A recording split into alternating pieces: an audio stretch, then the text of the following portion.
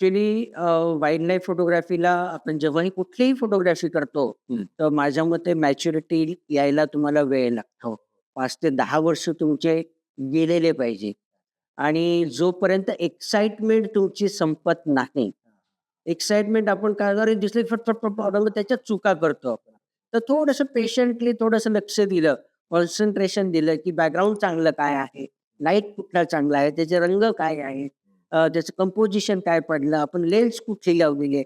ह्या सगळ्या गोष्टींचा प्रॉपर जेव्हा यूज होतो, जसं टेबल 4 पायाशिवाय उभं नाही राहू शकत. नक्की. तर सगळ्यांना असं वाटतं, की फोटो काढला म्हणजे झालं, असं नाहीये. हजारो, लाखो गोष्टी आहेत, त्या अप्लाय व्हायला पाहिजे. तुमच्या सेटिंग्ज, तुमचे मूड, होणारे लाइटिंग्स, तुमचा अँगल, असे अनेक गोष्टी आहेत. एक्सपोजर, अपर्चर, शटर स्पीड, नंतर तुम्ही फोकसिंग कसं करतायत, अशा हजारो गोष्टी आहेत.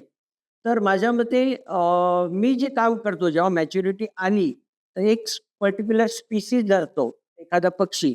त्या पक्ष्याचा, प्राण्यांचा अभ्यास करतो आधी आणि त्यांना पण दुःख आहे, आनंद आहे, छान दिसावसं वाटतं, आजारी पडतात, ह्या सगळ्या गोष्टी आहेत. तर ह्या एक्सप्रेशन्स, त्यांच्या ज्या ॲक्शन्स आहेत, त्यांचे जे मूड्स आहेत, हे कॅप्चर करणं व्हेरी डिफिकल्ट. गेलं आणि लगेच काढलं आणि तुम्हाला मिळालं, असं होऊ नाही शकत. त्याच्यामुळे कधी-कधी 4-4 वर्ष माझा अवॉर्ड विनिंग फोटो आहे, त्याला 3 वर्ष लागले एक फोटो काढायला. तो जगातला टॉप फोटोग्राफर ऑफ द इयरचा अवॉर्ड आहे त्याला. एशियाचं बेस्ट फोटोग्राफर ऑफ द इयरचं आहे. तर माझ्या मते चांगला फोटो काढायचा असेल, तर तुम्हाला वेळ खूप स्पेंड करायला लागतो आणि जेवढा जास्त वेळ द्याल, तेव्हाच तुम्हाला कुठेतरी एक क्लिक चांगला मिळतो. जरुरी नाही की तो भेटेलच 3 वर्षात, याची पण गॅरंटी नाहीये. पण त्याच्यासाठी तुम्हाला मेहनत घेणं, त्याचे बिहेवियर कॅप्चर करणं हे खूप महत्वाचं आहे.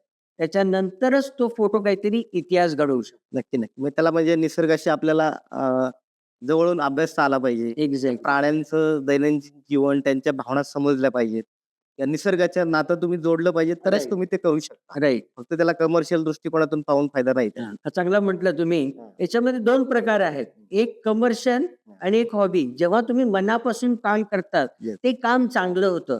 जेव्हा एखादा तुम्हाला अपॉइंटमेंट करतो, की यार मला हा 1 महिन्यात काम संपवायचं तर त्याला ती एक टेन्शन असतो. काहीतरी करून तो संपवून टाकतो. लिमिट आहे. त्याच्यामध्ये कलाकारी होऊ शकत नाही.